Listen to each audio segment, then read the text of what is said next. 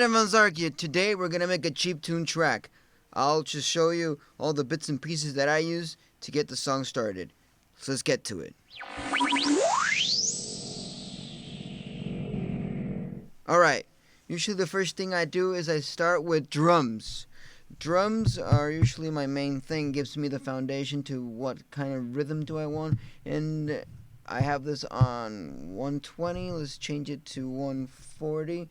That'll make it a better sounding track because Chiptune tends to be from 140 to 150. Sometimes if you push it a little bit, it could go to 160, but you know, because back in the day they were throwing with trackers, the songs, so it was all about a ratio kind of thing, like a numerical data ratio. So those data numerical ratios always tended to sound better on some data that correlates to 140, 150, and sometimes 160 BPM. So let's get started with drums. First, I'm gonna overlay maybe a 4 on the floor kick. No, that's a floor tone. There we go. Okay, so let's start. Just chord that.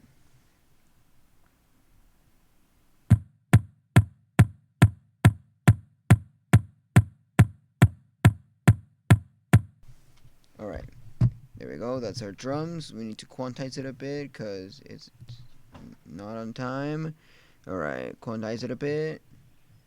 Let's quantize that. Okay, maybe we need to fix a little bit the parameters here and there because some of them are not on the velocity, so let's correct that velocity. Neat trick that Logic Pro X has is a fixed velocity for the MIDI. Click select operate and boom, everything's on the same velocity. So yeah, let's me fix this up here. There's something odd here. Let me delete that, grab this, switch it over, quantize, and let's listen.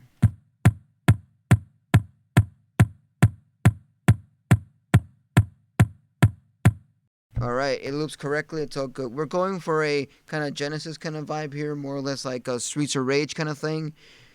Because I like Streets of Rage, so yeah, let's do some Streets of Rage kind of vibe here. So after that, let's go get some, and close this up.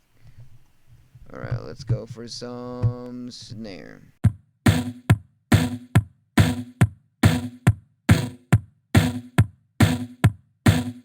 Alright. Then we go for some hi-hats. Let me lower them a little bit. That might be a bit too loud. Let me add some delay to them. Just a little bit of delay. Oh, sorry about that. Just a little bit of delay. Let's go with warp. Let's go to DJ delay. I like that delay. Lower the wet a little bit. Lower the feedback because it always tends to be way too much. Like a 25 sounds about right.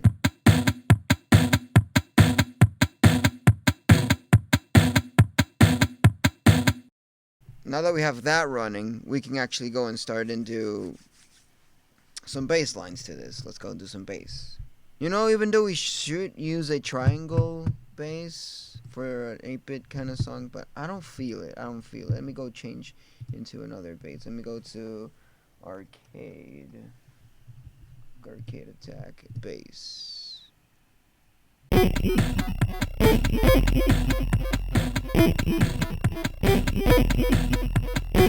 Alright, we're up to something here. Okay, this is missing like a sub bass, like a subby sub. So let's duplicate this, put this down there, and there we go. Delete the top notes, all the top notes, and then look for a sub, or maybe get the triangle that I was using before from my own presets, and let's listen to it.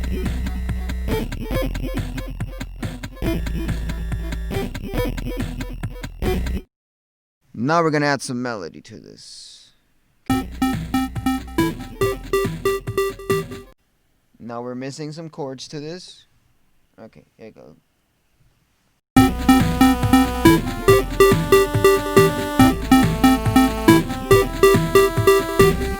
Alright, that works.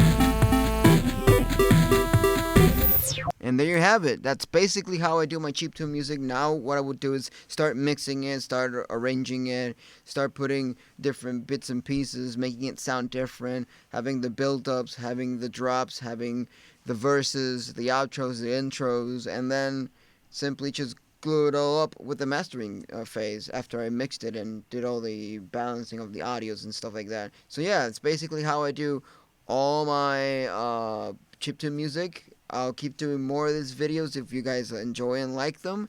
So yeah, Andrew Van Zark here. I'll catch you all on the flip side. Adios, amigos! Don't forget to subscribe, slap that like, and beepily bop beep boop so you can get notified with the bell. Cling, cling, cling, cling, cling.